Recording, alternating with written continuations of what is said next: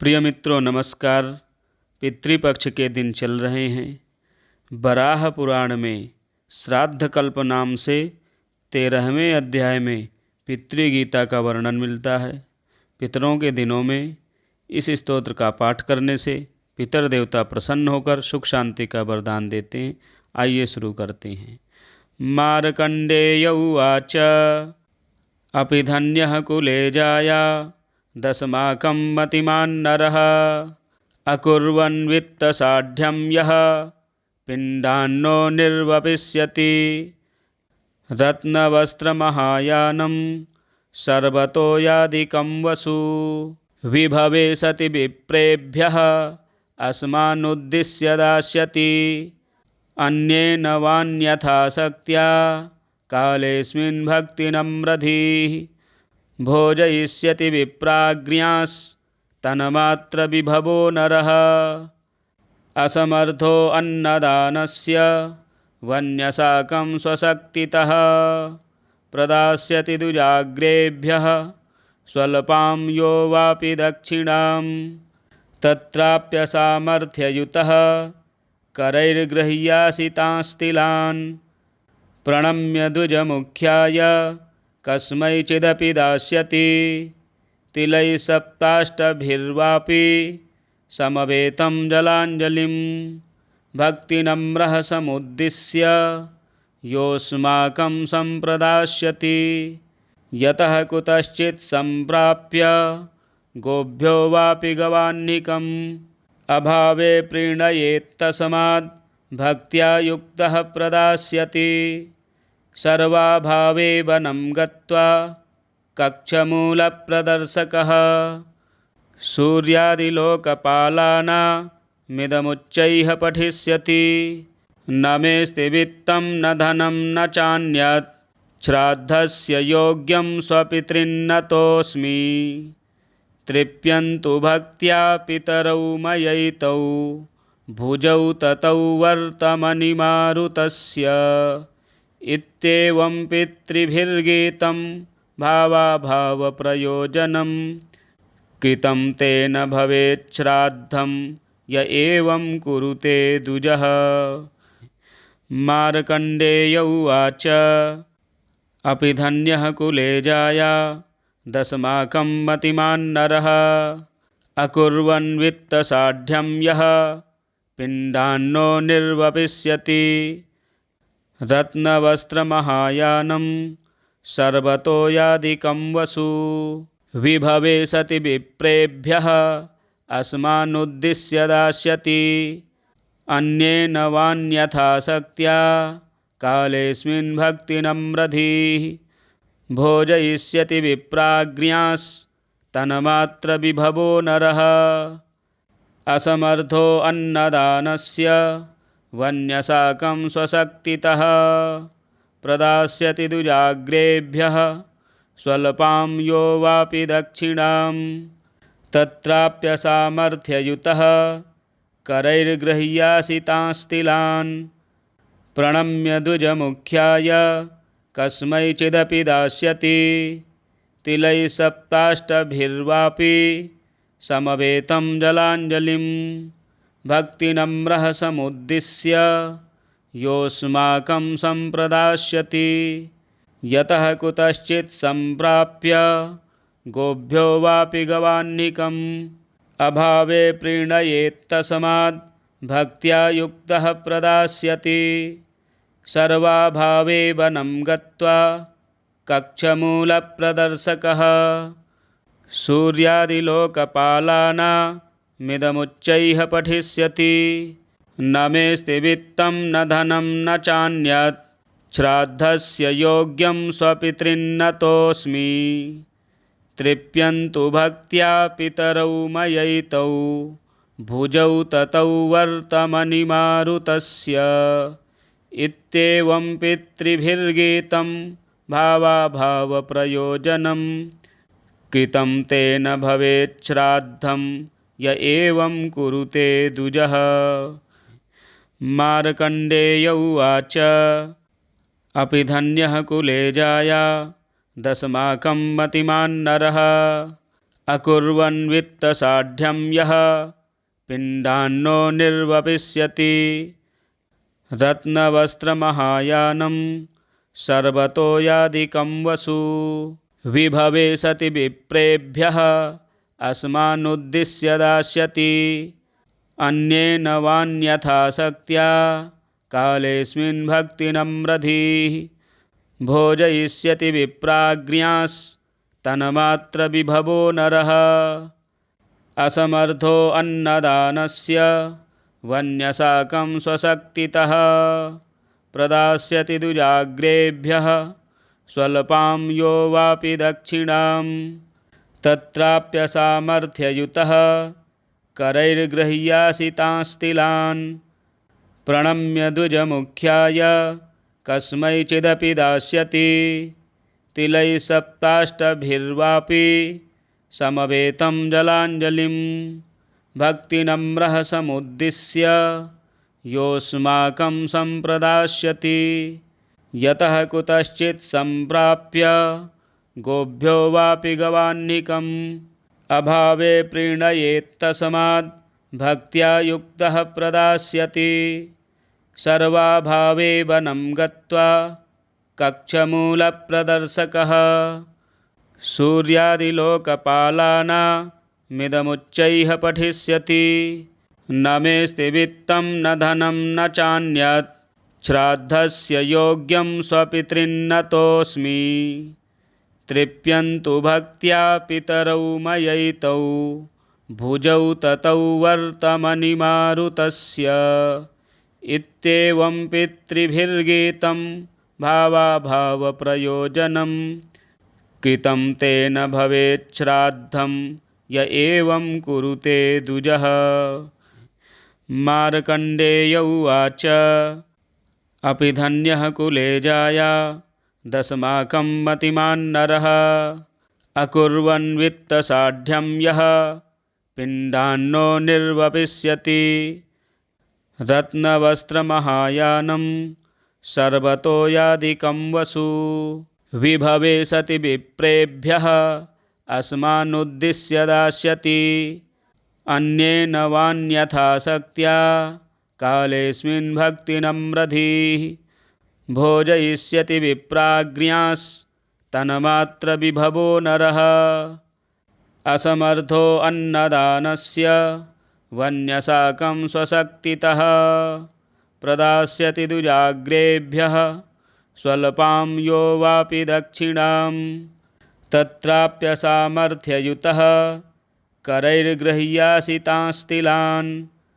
प्रणम्य द्विजमुख्याय कस्मैचिदपि दास्यति तिलैः सप्ताष्टभिर्वापि समवेतं जलाञ्जलिं भक्तिनम्रः समुद्दिश्य योऽस्माकं सम्प्रदास्यति यतः कुतश्चित् सम्प्राप्य गोभ्यो वापि गवान्निकम् अभावे प्रीणयेत्तस्माद् भक्त्या युक्तः प्रदास्यति सर्वाभावे वनं गत्वा कक्षमूलप्रदर्शकः सूर्यादिलोकपालानामिदमुच्चैः पठिष्यति न मेऽस्ति वित्तं न धनं न चान्यत् श्राद्धस्य योग्यं स्वपितॄन्नतोऽस्मि तृप्यन्तु भक्त्या पितरौ मयैतौ भुजौ ततौ वर्तमनिमारुतस्य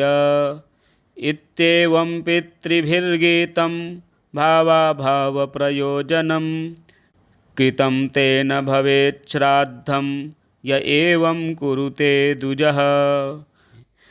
मार्कण्डेय उवाच अपि धन्यः कुले जाया दशमाकं मतिमान् नरः अकुर्वन् वित्तसाढ्यं यः पिण्डान्नो निर्वपिष्यति रत्नवस्त्रमहायानं सर्वतो यादिकं वसु विभवे सति विप्रेभ्यः अस्मानुद्दिश्य दास्यति अन्येन वान्यथा शक्त्या कालेऽस्मिन् भक्तिनम्रधीः भोजयिष्यति विप्राज्ञास्तन्मात्रविभवो नरः असमर्थो अन्नदानस्य वन्यसाकं स्वशक्तितः प्रदास्यति दुजाग्रेभ्यः स्वल्पां यो वापि दक्षिणां तत्राप्यसामर्थ्ययुतः करैर्गृह्यासितांस्तिलान्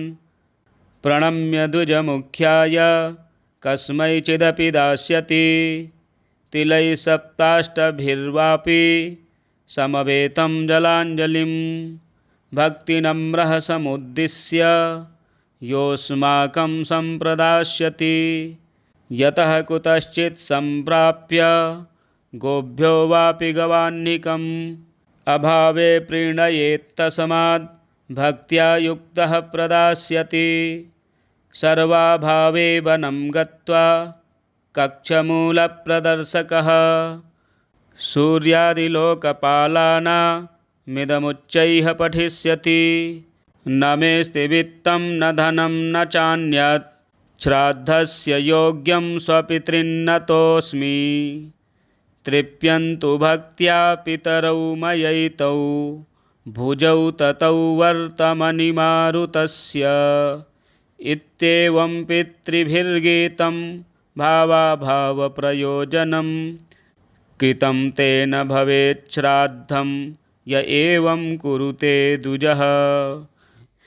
मार्कण्डेय उवाच अपि धन्यः कुले जाया दशमाकं मतिमान्नरः अकुर्वन् वित्तसाढ्यं यः पिण्डान्नो निर्वपिष्यति रत्नवस्त्रमहायानं सर्वतो यादिकं वसु विभवे सति विप्रेभ्यः अस्मानुद्दिश्य दास्यति अन्येन वान्यथा शक्त्या कालेऽस्मिन् भक्तिनम्रधीः भोजयिष्यति विप्राज्ञास्तन्मात्रविभवो नरः असमर्थो अन्नदानस्य वन्यसाकं स्वशक्तितः प्रदास्यति दुजाग्रेभ्यः स्वल्पां यो वापि दक्षिणां तत्राप्यसामर्थ्ययुतः करैर्गृह्यासितांस्तिलान्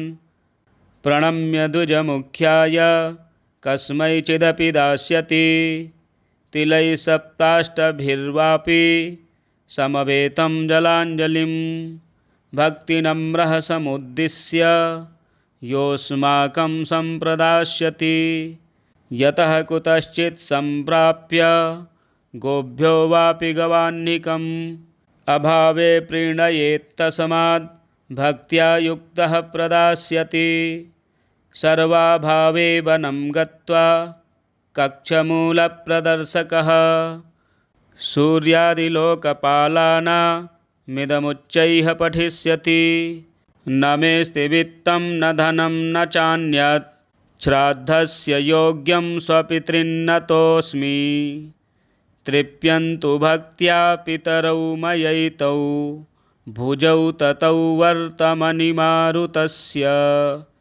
इत्येवं पितृभिर्गीतं भावाभावप्रयोजनं कृतं तेन भवेत् श्राद्धं य एवं कुरुते द्विजः।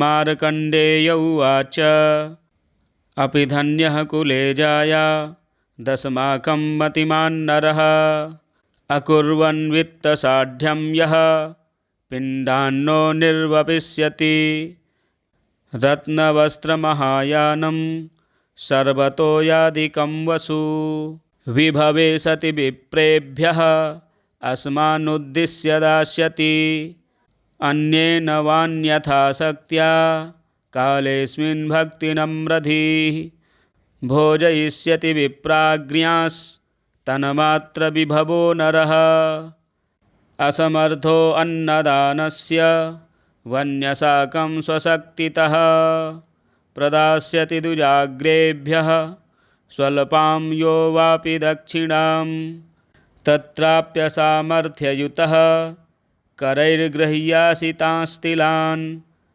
प्रणम्य द्विजमुख्याय कस्मैचिदपि दास्यति तिलैः सप्ताष्टभिर्वापि समवेतं जलाञ्जलिं भक्तिनम्रः समुद्दिश्य योऽस्माकं सम्प्रदास्यति। यतः कुतश्चित् सम्प्राप्य गोभ्यो वापि गवान्निकम् अभावे प्रीणयेत्तस्माद् भक्त्या युक्तः प्रदास्यति। सर्वाभावे वनं गत्वा कक्षमूलप्रदर्शकः सूर्यादिलोकपालानामिदमुच्चैः पठिष्यति।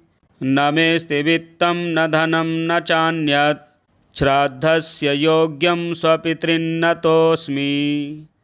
तृप्यन्तु भक्त्या पितरौ मयैतौ भुजौ ततौ वर्तमनिमारुतस्य। इत्येवं पितृभिर्गीतं भावाभावप्रयोजनं कृतं तेन भवेत् श्राद्धं य एवं कुरुते द्विजः। मार्कण्डेय उवाच अपि धन्यः कुले जाया दशमाकं मतिमान् नरः अकुर्वन् वित्तसाढ्यं यः पिण्डान्नो निर्वपिष्यति। रत्नवस्त्रमहायानं सर्वतो यादिकं वसु विभवे सति विप्रेभ्यः अस्मानुद्दिश्य दास्यति। अन्येन वान्यथा शक्त्या कालेऽस्मिन् भक्तिनम्रधीः भोजयिष्यति विप्राज्ञास्तन्मात्रविभवो नरः। असमर्थो अन्नदानस्य वन्यसाकं स्वशक्तितः प्रदास्यति द्विजाग्रेभ्यः स्वल्पां यो वापि दक्षिणां। तत्राप्यसामर्थ्ययुतः करैर्गृह्यासितांस्तिलान् प्रणम्य द्विजमुख्याय कस्मैचिदपि दास्यति। तिलैः सप्ताष्टभिर्वापि समवेतं जलाञ्जलिं भक्तिनम्रः समुद्दिश्य योऽस्माकं सम्प्रदास्यति। यतः कुतश्चित् सम्प्राप्य गोभ्यो वापि गवान्निकम् अभावे प्रीणयेत्तस्माद् भक्त्या युक्तः प्रदास्यति।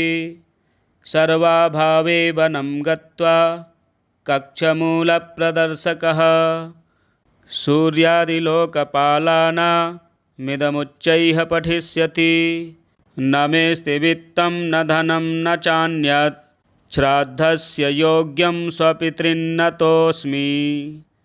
तृप्यन्तु भक्त्या पितरौ मयैतौ भुजौ ततौ वर्तमनिमारुतस्य। इत्येवं पितृभिर्गीतं भावाभावप्रयोजनं कृतं तेन भवेत् श्राद्धं य एवं कुरुते द्विजः। मार्कण्डेय उवाच अपि धन्यः कुले जाया दशमाकं मतिमान् नरः अकुर्वन् वित्तसाढ्यं यः पिण्डान्नो निर्वपिष्यति।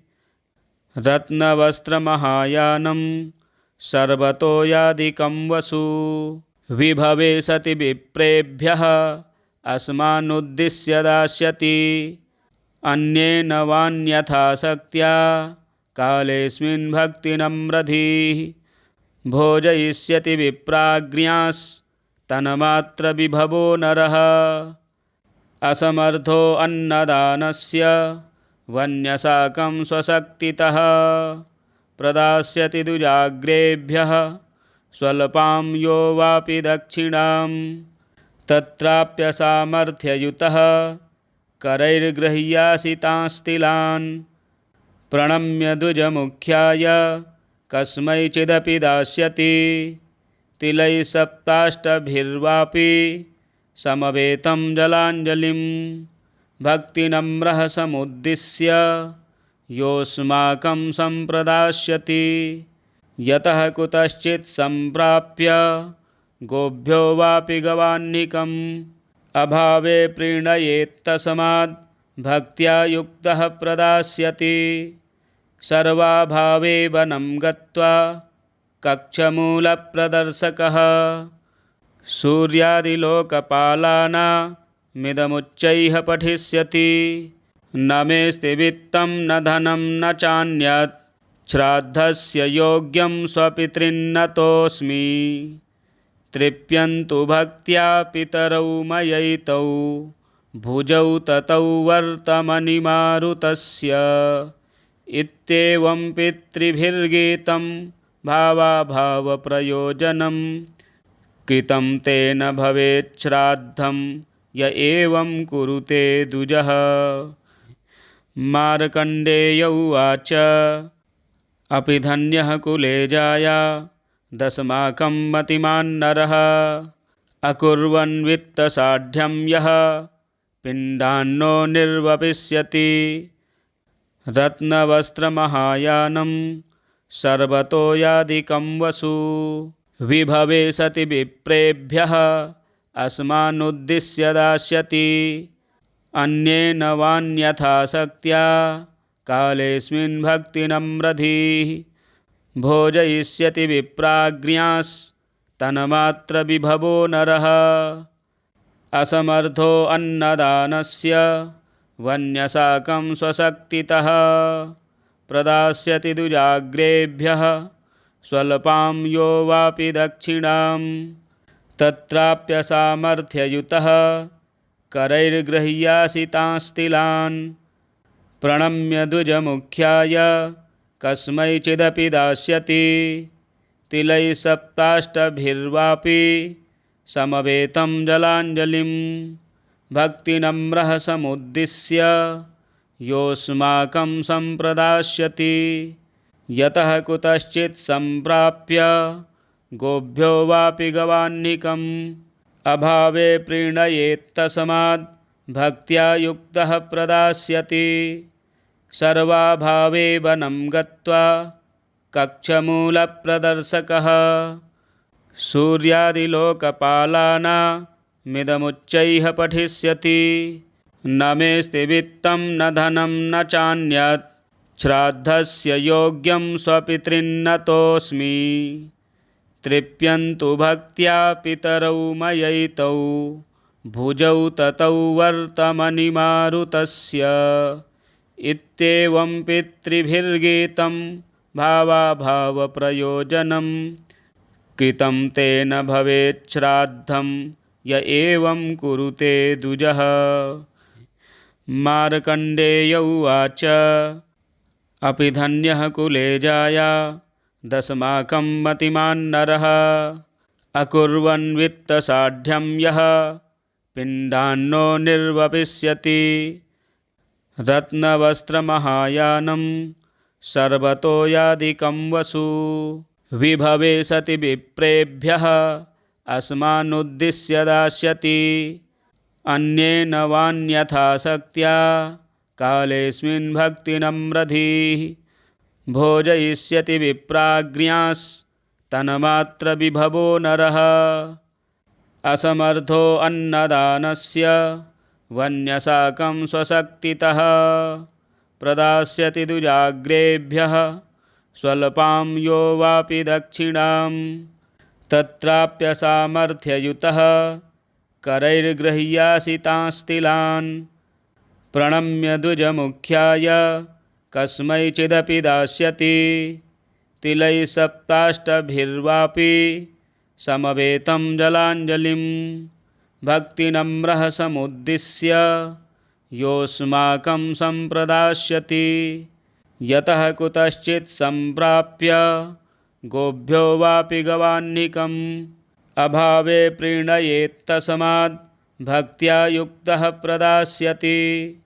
सर्वाभावे वनं गत्वा कक्षमूलप्रदर्शकः सूर्यादिलोकपालानामिदमुच्चैः पठिष्यति। न मेऽस्ति वित्तं न धनं न चान्यत् श्राद्धस्य योग्यं स्वपितॄन्न तोऽस्मि।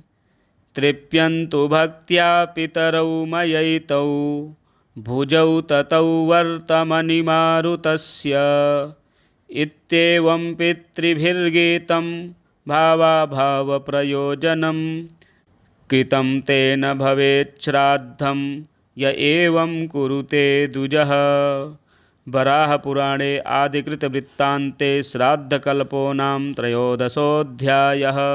पितृपक्ष में 11 पाठ श्रवण करने से पितृदेव प्रसन्न होकर मुक्ति को प्राप्त करते हैं और घर में सुख शांति का वरदान देते हैं। आप पाठ अवश्य श्रवण करें। यदि हमारे चैनल में नए हैं तो चैनल को सब्सक्राइब करें, वीडियो शेयर करें, लाइक करें।